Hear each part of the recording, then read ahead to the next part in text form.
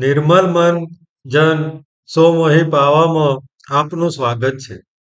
આજે આપણે એક એવા તહેવાર વિશે વાત કરવા જઈ રહ્યા છે, જેની કથા માત્ર સાંભળવાથી પાપોનો નાશ થાય છે, મન શુદ્ધ બને છે, જીવનમાં સફળતા તથા ભગવાનની સાક્ષાત કૃપા અનુભવાય છે.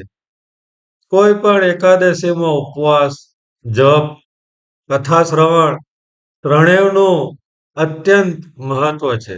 તો ચાલો આજે જાણીએ સફલા એકાદશીનું મહાત્મ્ય અને તેની પ્રખ્યાત પુણ્યકથા.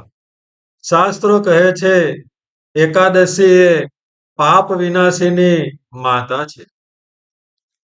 માગસર વદ એકાદશી એ સફલા એકાદશી તરીકે ઉજવવામાં આવે છે. એ એકાદશી નું વ્રત કરવાથી જીવનમાં આવતી જે કોઈ પણ રૂકાવટ છે એ દૂર થાય છે. માન અને પ્રતિષ્ઠા વધે છે. અધૂરા કાર્યો એ પૂર્ણ થાય છે. સફલા એકાદશીની કથા જોઈએ તો મહાસ્મતી નામના શહેરમાં મહિસ્મત નામનો એક રાજા હતો. તેને 4 પુત્ર હતા. સૌથી નાનો પુત્ર લુંપક, જે ખૂબ દુરાચારી, ક્રૂર અને નાની મોટી ચોરી કરનાર હતો. તેના ખરાબ વર્તનથી રાજાને ખૂબ પીડા થતી. એક દિવસ તેણે પોતાના પુત્રને રાજ્યમાંથી બહાર કાઢી નાખ્યો. લુંપક જંગલોમાં ઘાસ ફૂલ ખાઈને ભટકવા લાગ્યો. કેટલી વાર રાજ્યમાં આવી ચોરી લૂંટ કરતો, પણ લોકો રાજાનો પુત્ર જાણી એને કઈ પકડે તો પણ જવા દેતા હતા.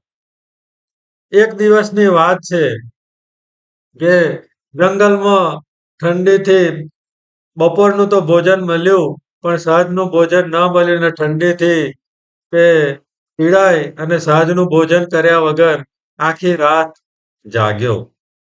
બીજે દિવસે સવારે ભોજનની શોધ કરી, સાથે સાથે ઉજાગરો હતો, થાક હતો, એટલા માટે થઈ અને એને કઈ ભોજન મળ્યું નહીં.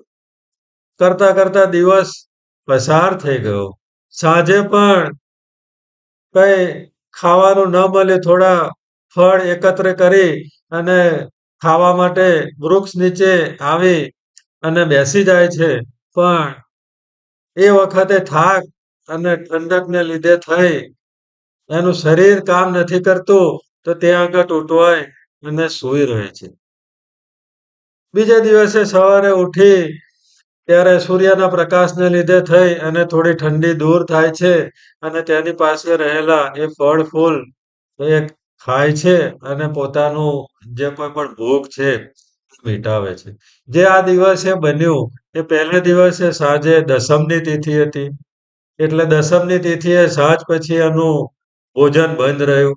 11 આખો દિવસ ભટકતો રહ્યો, પણ ખાવાનું મળ્યું નહીં. ફળ ફૂલ ભેગા કરી અને જ્યાં આગળ મૂક્યા ત્યાં આગળ એક વિષ્ણુ ભગવાનનું એક નાનું મંદિર હતું. તો ભગવાને એને એ પોતાને ધરાવેલા એમ માની લીધા અને 12ને દિવસે સવારે એણે એમના ધરાવેલા ફળો ખાઈ અને ઉપવાસને તોડ્યો. એ અજાણતા એ એકાદશીનું વ્રત થઈ ગયું. આ એકાદશીના વ્રતથી એ વિષ્ણુ ભગવાન પ્રસન્ન થયા અને કહ્યું કે લુંપક, તો આજની સફળા એકાદશીનું વ્રત કરી દીધું. આજે તારા બધા પાપ નાશ પામ્યા.